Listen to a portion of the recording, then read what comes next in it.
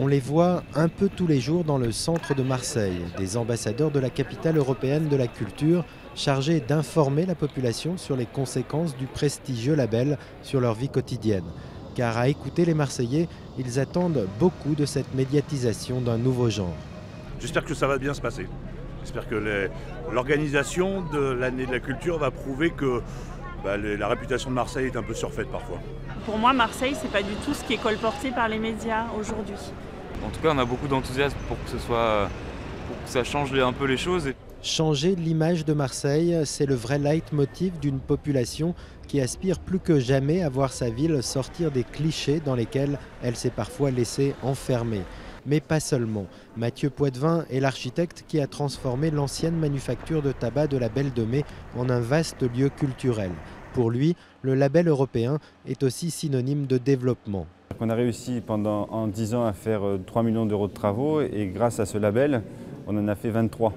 Donc c'est un coup de booster qui fait que tout à coup, les projecteurs de la capitale et les nécessités impérieuses d'arriver dans les délais nous ont permis de débloquer des budgets pour faire ces travaux qu'on aurait fait peut-être, mais avec beaucoup plus de temps. Un vieux port en partie rendu aux piétons, des musées rénovés, d'autres sortis de terre comme le Mucem ou la Villa Méditerranée.